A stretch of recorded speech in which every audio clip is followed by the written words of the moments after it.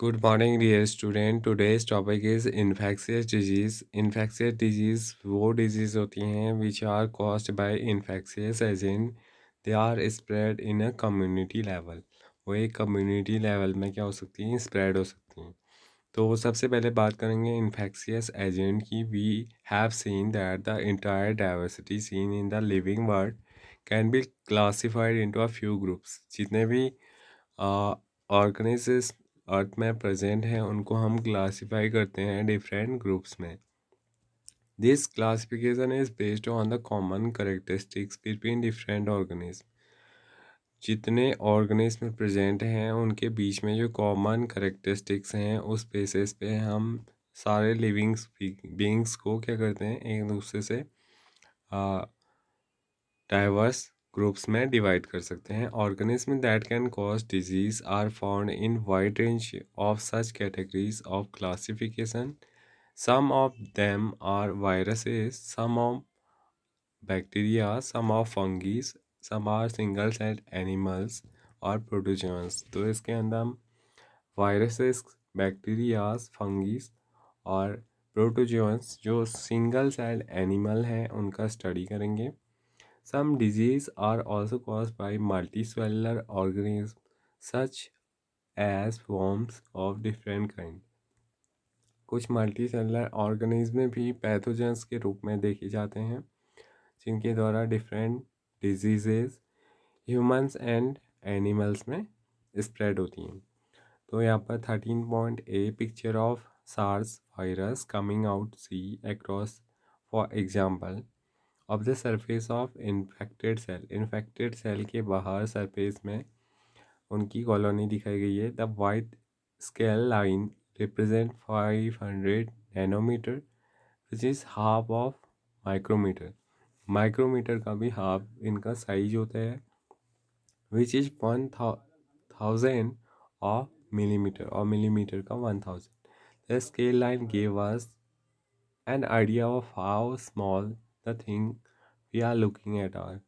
तो इस बेसिस पे हम देखते हैं कि ऑर्गेनिज्म कितने छोटे हो सकते हैं. Courtesy emerging infectious disease journal of CDS UC से लिया गया है. Picture of staphylococci the bacteria which can cause एंस. The scale of the image is identified by the line of top left which is 5 micrometer long. इसका shape कितना है, सिर्फ 5 micrometer long है. नेक्स्ट आपको दिया गया है 13.1C picture of Trypanosoma the protozoan organism responsible for sleeping sickness. क्या है इसका नाम? ट्राइपेनोसोमा. और इससे जो डिजीज होती है उसका नाम है sleeping sickness. The organism is lying next to the sickle shaped red blood cell to give an idea of the scale. तो ये जो आपको दिखाई दे रहा है ये क्या है? ये एक प्रोटोजोन है जिसकी वजह से ह्यूमन में क्या होता है, स्लीपिंग सिकनेस होती है. ये स्ट्रक्चर आपको दिखाई दे रहा है. Picture of Leishmania the protozoan that cause the Kala Ajar. That organisms are oval shaped and each has a long whip-like structure. One organism arrow is dividing, while a cell of a immune system lower right has grabbed on the two whips of the dividing organism is sending cells processes up to eat up organism. The immune cell is about 10 micrometre in diameter. तो इसका जो immune system है वो 10 micrometer size का होता है. यहाँ पर आपको दोबारा पिक्चर दी है. Picture of adult roundworm Ascaris lumbricoides from the snail small intestine. The ruler next to it's so 4 centimetre to give us an idea of the scale. तो ये हमने क्या देखे, डिफरेंट टाइप के एग्जाम्पल देखे infectious agent के, जिनकी वजह से एनिमल्स में, ह्यूमंस में डिफरेंट टाइप के डिजीज़ होते हैं। नेक्स्ट देखेंगे common example of disease caused by viruses are common cold, influenza, dengue fever and AIDS. ये सारे डिजीज़ ऐसे डिजीज़ हैं जो वायरसेस के द्वारा स्प्रेड होती हैं, और सारी क्या हैं, इन्फेक्शियस डिजीज़ हैं। Disease like typhoid fever, cholera, tuberculosis and anthrax are caused by bacteria. Many common skin infections are caused by different kind of fungi. Protozoan microbes cause many familiar diseases such as malaria, kala ajar. All of us have also come across intestinal worm infections, as well as disease like elephantiasis caused by different species of worms. तो worms की भी different species के द्वारा elephantiasis disease, जिसको हाथी पाँव बोलते हैं, लोअर लिम्स का साइज इसमें क्या होता है, काफ़ी ज़्यादा बढ़ जाता है। तो ये एक वर्म के द्वारा होने वाली डिजीज़ है। इसके अलावा जो मलेरिया है वो भी क्या होता है, प्लाज्मोडियम बैक्टीरिया के द्वारा होता है। ठीक है। Why it is important that we think of this category of infectious agent?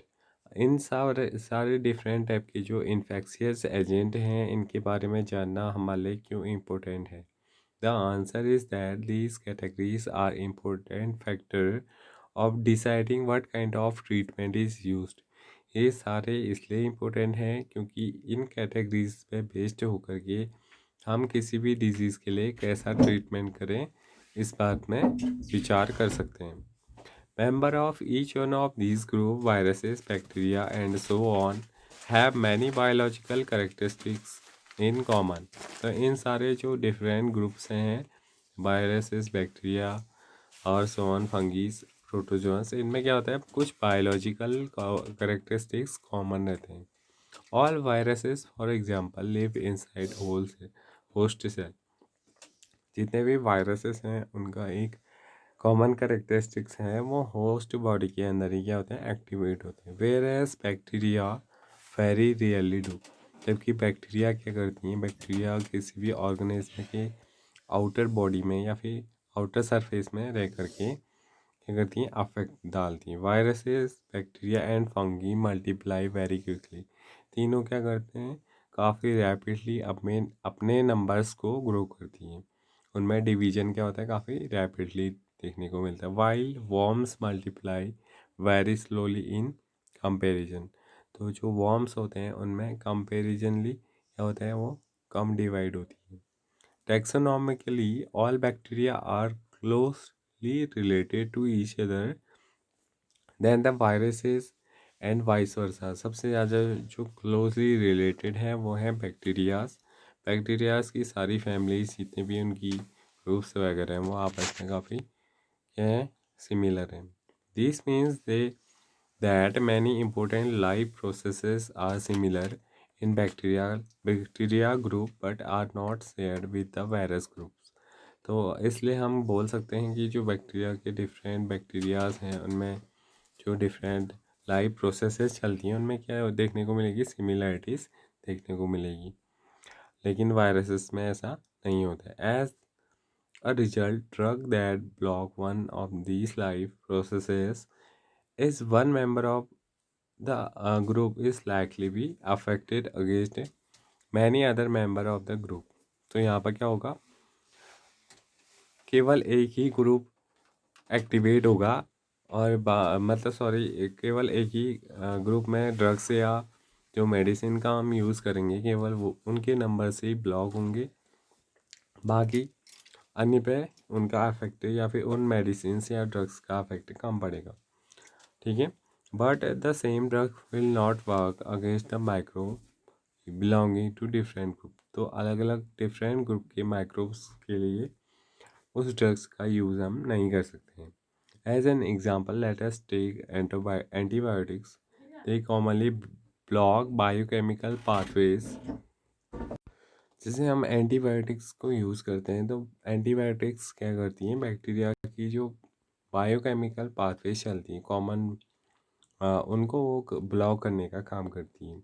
Many bacteria for example make a cell wall to protect themselves.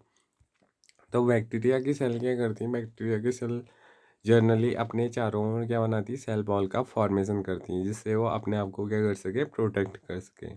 The antibiotic penicillin block the bacterial processes that built the cell wall. तो penicillin एक ऐसी antibiotic है जो cell wall के formation को क्या करती है, ब्रेक डाउन करती है. यानी कि जो पाथवे बैक्टीरिया की सेल के अंदर सेल वॉल का फॉर्मेशन करती है, उस पाथवे को ही ब्रेक डाउन करने का काम किसका है, पेनिसिलिन का है. As a result the growing bacteria become unable to make cell wall. और इस वजह से जो बैक्टीरिया है वो अपनी सेल वॉल का फॉर्मेशन नहीं कर पाता है एंड डाई इजीली, और वो आसानी से मर जाता है. Human cells doesn't make a cell wall anyway.